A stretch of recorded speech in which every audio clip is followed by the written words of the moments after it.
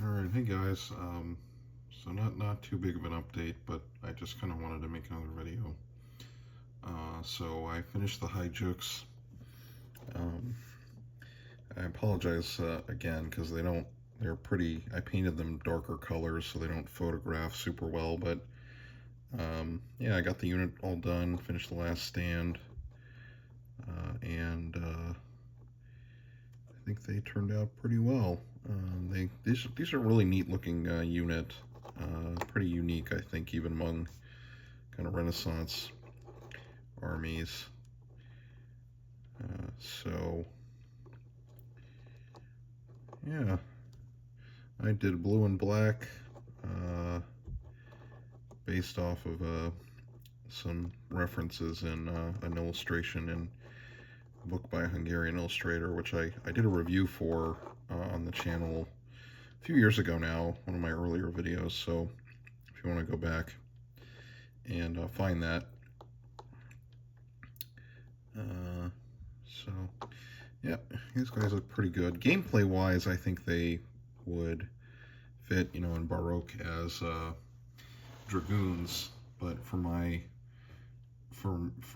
if I do convention games, I may add like a ambush ability that they could do, because it seems like, at least in one of the sources I've read, that seems like what they were kind of doing.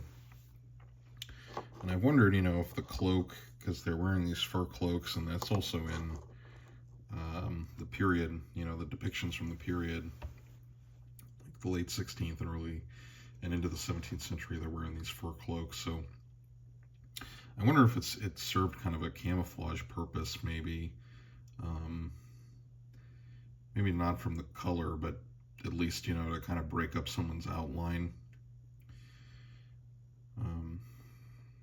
Yeah, I don't know, just a guess. I don't know, but anyway, I think they still look pretty cool. These are from the By Fire and Sword range, if you're newer to the channel. This is from the Transylvanian range. So, but the good thing with the Transylvanians for Fire and Sword is, if you want to do obviously Transylvanian army, but if you wanted to use these guys to represent like Hungarian troops in Habsburg service fighting the Ottomans, you can do that too. And the next guys I started working on are the last unit from the Hungarian or the Transylvanian box set. These are just some light cavalry. I thought they were the secular cavalry that I painted before. I did a video about them, but they are just a regular. Let me look at what the box says. That says they're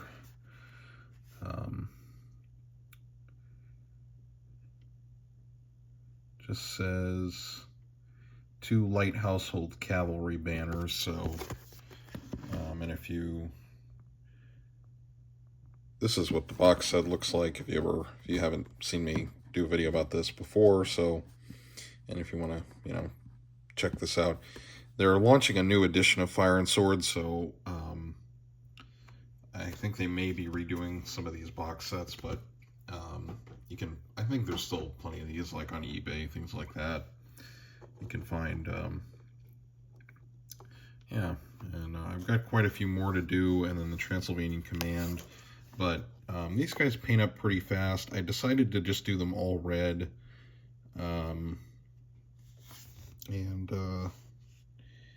yeah, I think they'll turn out pretty well, because in the depictions of Transylvanians, it shows them wearing a lot of red, so I figure, you know what, may as well do that. This guy has a wolf's pelt too, or a pelt cloak, and I just did the basing on this. So for this unit, I'm going to do just generic grass, because I'm also running out of actual sand in the container here, so I need to buy some sand.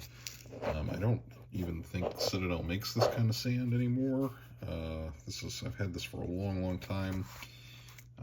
But anyway, yeah, it happens. I'll have to go look at the game store maybe if I have time, or go to Hobby Lobby. Actually, I think for like stuff like that, like basing materials, the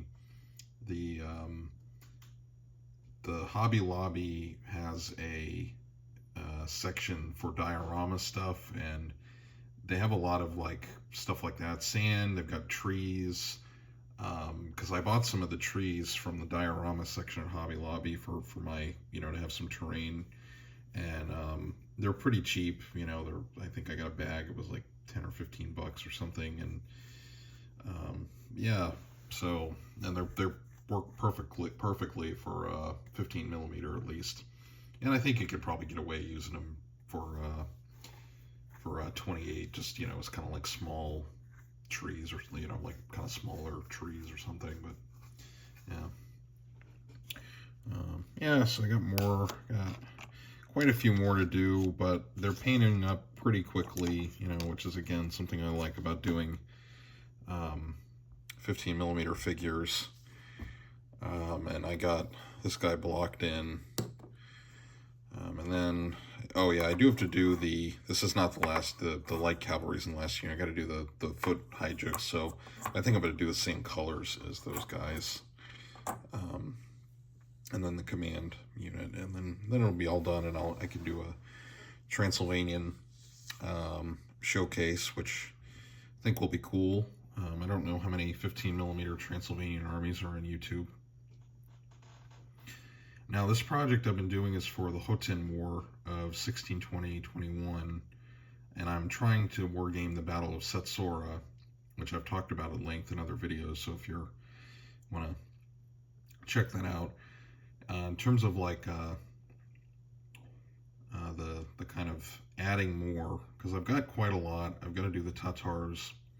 I got to paint the Tatars. Once I get the Tatars painted, I'm going to see if I want to buy more Cossacks, because at this point, for the Polish side of the army, because for the Ottoman army, it's going to be the main Ottoman army, plus the Transylvanians, because they were Ottoman auxiliaries, although in the sources I don't know if they were actually involved in the fighting. And this is where like some of the historical research comes into it, because sometimes, the Ottomans, if they did have allies or levies like that, they wouldn't discuss them in detail. Like one campaign I've researched that's in a different context, they have allies from Georgia, Georgia, the country obviously, in the Caucasus. And, they talk about how the Georgians are in the Ottoman army, but then it doesn't really go into detail about like what they were doing. It's kind of like a rhetorical thing, or they don't want to give credit to like a vassal, especially a, Christian vassal. Anyway, I don't want to, that could be its own tangent on. And then, you have like Wallachians and Moldovans that were used in Ottoman service, especially, and they were pretty important, especially like in that Transcarpathia region. So the point is with all that is that the Transylvanians may have been written out, or they may have been just like in the rear, basically, or left in the camp, because during this war, the Transylvanian prince, Gabor Bethlen, was trying to kind of like resist the Habsburgs. So I gotta check the Michał Paradowski book again, and I'm gonna try to go through the Hungarian sources. That's pretty slow. And I also need to check the Ottoman sources again. Part of me just wants to kind of put them on the table when I run this game eventually, just because I think it's pretty cool. And I do Hungarian history, so so I always like representing the Hungarians in my war games too. But anyway, I'll have to look into that more. The other thing that I have to do, that was kind of a tangent, the point of that was why I need to add to the Polish part of the army, because the Ottomans have the Transylvanians, and they have the Tatars as their kind of auxiliaries, plus the main Ottoman army. And I need to see if I want to add more Cossacks, because all I have are the wagons and the some Cossack skirmishers that I picked up when they were closing out the Fire and Sword First Edition when I visited the Wargamer store in Poland.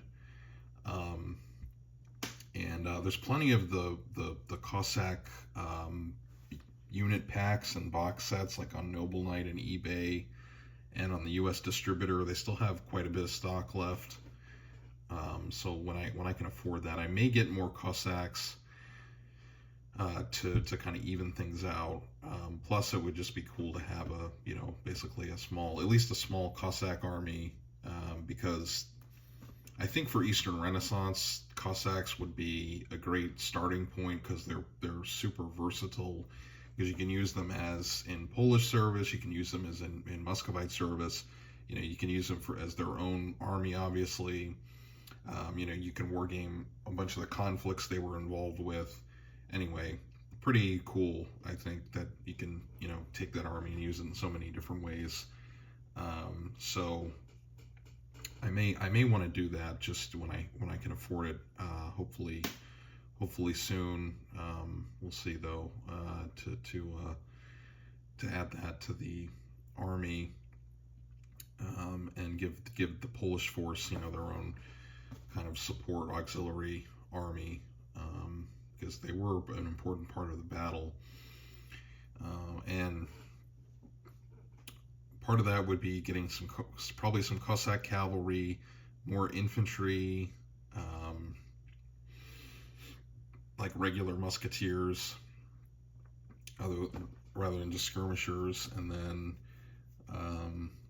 then maybe some more wagons. Now, I like that the Fire and Sword range sells the wagons, but they are really hard to put together. And I've talked about that on the old videos, so if you want to go back to when I was putting those together, I discussed that at length. Which, if I get more wagons, that could range from I get the complete wagon train set, a second one to add to the army, or just get like one more pack of 2, and just like to have throw a couple more in there. Because the wagon train box set from Wargamer, you do get quite a few in it, so it's a good deal, I think. But it is a lot of work to do. And if I do that again in terms of like the painting, I'm probably going to do the same thing and take a lot of shortcuts, where I won't paint the crew like super detailed, and I'm just going to probably like want to paint the wagons themselves really quickly and not do a lot of fine detail work, just because they are kind of, I found them to be a little frustrating to paint. So I may do that and add more Cossacks. I guess that was a lot of tangents. I hope that made sense, but this is how my mind works, I guess. So the other thing I was looking at, because I am thinking about what to do next, maybe trying something different, getting out of, just taking a break from a big Eastern project. And I was talked before a couple months ago about doing Tibetan Empire and Tang Chinese, and the Tang Chinese range from Kherson is really cool. I actually looked at it more closely today. Although I don't know a lot about that army, I mostly know more about the Tibetan stuff, and that they fought with the Chinese, and the old Tibetan annals, which I've read, and I've made a video about that too. They have like 2 lines about that there was a battle and a lot of people died. It doesn't really give a lot of depth in that regard, but I may do that, but that would require a lot of research, and I've discovered with Tibetan history, like, most of the scholarship is about like Buddhism, which is pretty understandable, but there's not a lot about like the political history so much, especially the further back you go. So I don't know, that would be an interesting thing. I would be kind of neat to do too, like East Asian armies, because I haven't really done that. I haven't done that at all, actually. especially for wargaming. And the other thing I talked about was doing Sasanians for late antiquity. So, but this is just things I'm thinking about, and I do like to talk about what kind of historical research I do as part of the channel. But I'm leaning more now toward, after I get these Cossacks or these Tatars and Transylvanians done, looking into getting some Cossacks. Other than Wargamer Poland,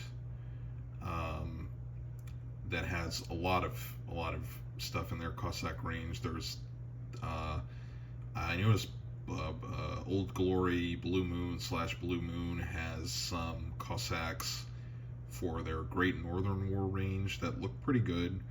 I like those, and they're a pretty good price too. I think Blue Moon has pretty, or Old Glory I should say, has pretty good prices overall. So that's one option.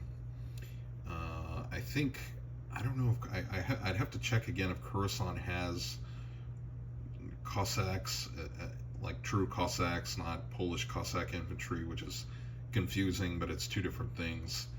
I have to check if Coruscant has some. And there are some like Napoleonic ones, but I think those are a little too different from what I'm, the period I'm doing, which is like the late 16th to the into the 17th century. So,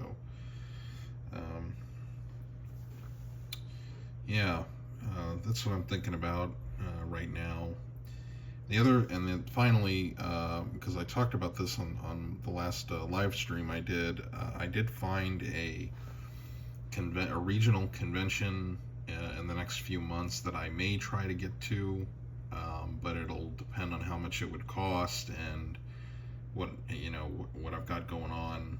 So, but if it's a smaller convention, I feel like that would be a good place to play my game and try it out, and also get some practice as like a convention GM. So I'll have to see about that. See if I can do that, because I do think it would be fun.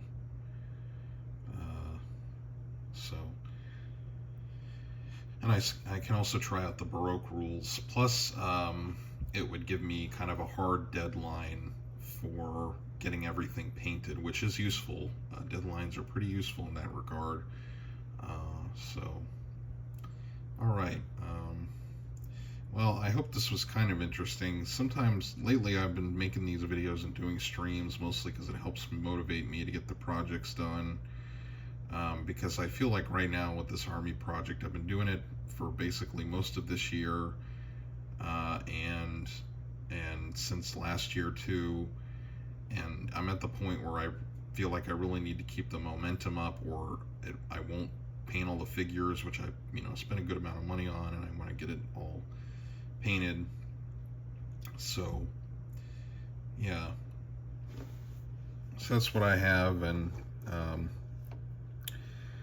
hopefully the next video I'll have more of these cavalrymen painted. Like I said, they paint up pretty fast, so I'm hoping I can do more. And all right, well, this was kind of a long video. I hope that was at least somewhat interesting, and I'll talk to you guys in the next one. Thanks.